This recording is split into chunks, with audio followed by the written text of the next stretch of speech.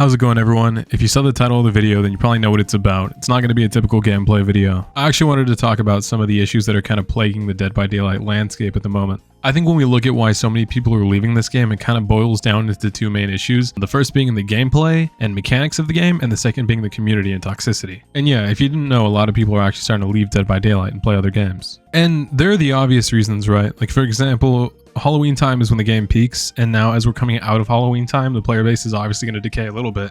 Not to mention Marvel Rivals being a huge hit game, and everyone's kind of fixated on that right now. But that's not to say that DBD doesn't have a lot that it needs to work on. I honestly think that we should be holding Dead by Daylight to a higher standard because it doesn't really have much competition within the asymmetrical horror space, and I think that's why it's able to coast as much as it does. And it sucks, right? Because it feels like there's nothing really pushing Dead by Daylight to get their shit together. So I guess the first thing I want to go over is the bugs. Dead by Daylight has notoriously lied about many bug patches and just taken a very, very long time to fix certain things. So like a great example, right, is Ghostface's Mori. The camera's been invisible for months now. And that's like something that happens every single game. And don't get it twisted, there are far more useful mechanics that are also bugged, such as killer powers or chase mechanics.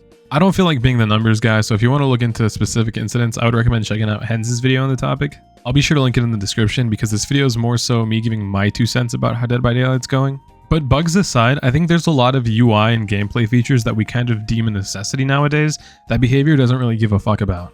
So like, for example, slugging is a huge issue among killers and survivors. Survivors are always complaining about killers who slug, but I wouldn't say that's an issue with the killer. I would argue that's more so an issue with the game's mechanics. Something I've been saying a lot as far as to combat the slugging epidemic is to give survivors a one-time base kit unbreakable, say when they reach 50% of their bleed state on the ground. I don't necessarily think that that's a bad idea, but to me it sort of feels lazy. Like, I don't know, it kind of feels like blocking off gens so we can't kick them more, or giving survivor the unhook meter.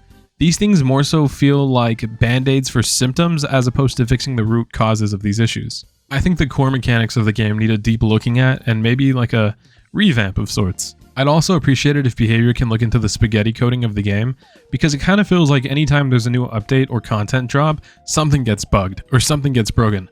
Sometimes that has no relation to what's actually being brought into the game. And that's not even to mention the shitty quality of the servers. Ever since the game swapped to Unreal Engine 5, it's felt like every game is being played on 500 ping. And in the beginning we were kind of shushed and told that it'll go away with time, it's just our systems rendering the new maps, blah blah blah. But I mean, this is something that's still going on months after the fact. And honestly, it's kind of weird because what other game would get away with this? I mean, if Fortnite did an update that fucked their servers over, or if Call of Duty did an update that fucked their servers over, I don't think people would let them hear the end of it. But Dead by Daylight's sort of in this niche special place where it doesn't have much competition. I mean, if you get good at Call of Duty, you can carry that aim over to Overwatch or Rainbow Six or CSGO. You're not confined to Call of Duty. If you put a ton of hours into Dead by Daylight, where else are you going to go to show off your looping skills or your M1 killer gameplay? You know what I mean? I think part of the reason why Dead by Daylight survived for so long is because it scratches a very special itch that not many games can. But that doesn't mean that we can just let it get away with doing things that we wouldn't allow other games to get away with. I mean, this game has been out since 2016, and we just barely started getting new game modes as of a year or two ago. I think we, as the consumers in the game's player base, need to stand up and stop being so complacent about what's going on behind the scenes. If I had a quarter for every time someone came into my chat and asked me why Ghostface's Mori's still bugged or why the servers are still shit, then I'd build my own Dead by Daylight. But it seems that we as a community have grown okay with taking a half-assed product. And I'm sure behavior is well aware of this because it seems whenever there's some recent controversy, we get some minor content drop that completely dismisses the feelings that people had beforehand. Not to mention the new updates. I mean, if the servers are fucking terrible, but Five Nights at Freddy's is coming to Dead by Daylight, what's getting the headline? We're starting to become more of a museum of horror rather than a functional fucking game. Why can't we have both? We also really need to fix the bot AI. I think it definitely needs a lot of tweaking because depending on the scenario, a bot that someone leaves behind can either be a god looper or completely brain dead. Bots are actually nightmares for most M1 killers, seeing as they have wall hacks. It kind of feels like a survivor who just has your aura the entire time, so they run tiles basically perfectly. Not to mention that survivors could reveal Ghostface specifically through walls. I've had it to where I'm across the map and a survivor who's hooked in the basement underground will be revealing me from the second story. And I don't want this video to just be me complaining because I think that the bots were very much a necessity. I mean, it's a lot better than just having someone leave the game and make it an automatic win for the killer. But I think that they need to be done right. It kind of feels like they were brought into the game and told that they were going to be worked on and then never got worked on. Speaking of bots, that brings us into the issue of disconnecting, which I think helps us transition into the second topic, which is the toxic player base. Now, it's been heavily argued which side's more toxic, slugging killers or entitled survivors, but I think they're both pretty bad. And as a killer main, I can definitely say that toxic survivors are definitely in an abundance. And that's not even me being sensitive. I'm someone who talks a lot of shit during a game. I don't mind a teabag or a few toxic flashlights. Like if you escape and you're waiting at the gate and you teabag, yeah, it's a shitty thing to do, but at the end of the day, the game ends and I'm over it. What I find to be truly upsetting though is the people who come into your chat and blatantly harass you after a game. Or they'll leave a comment on your Steam profile, and 9 times out of 10, they're filled with death threats and slurs. I mean, I've had people come into my chat and tell me how I need to be brutally sexually assaulted and murdered just because of the way I played a game. And the worst part is, these are people who've usually escaped. These are usually not even people I've killed. These are people who made it out of the game and won and are still upset. It gets to a point where it's like, what the actual fuck is wrong with you? You win the game and then you're gonna go harass somebody. And if you don't believe how bad it can seriously get, then I highly suggest you go and watch a Spook and Jukes video. But if you think that the toxicity ends in-game, then you're sorely fucking mistaken.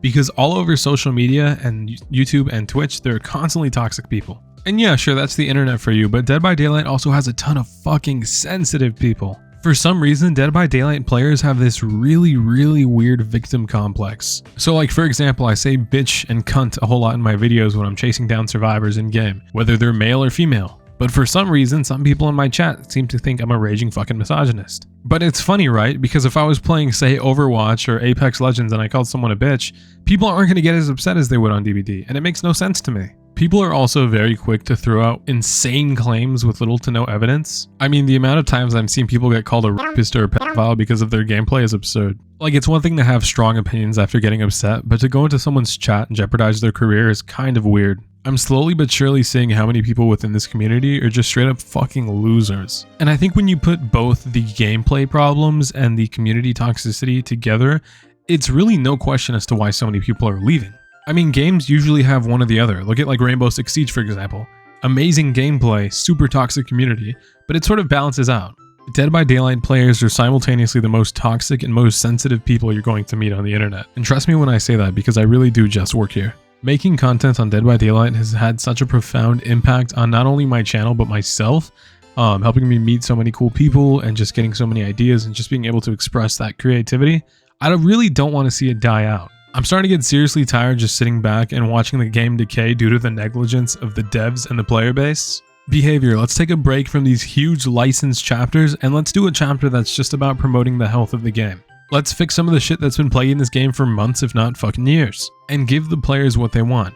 Make customizable background screens for the lobby as well as customizable killer themes to play. Give us new Moris, give us a Mori shop with different animations that we will gladly fucking pay for. Give us limited time game modes like 2v8 and Chaos Shuffle and custom games so we can play with our friends. And please, for the love of God, understand that Dead by Daylight is not supposed to be competitive.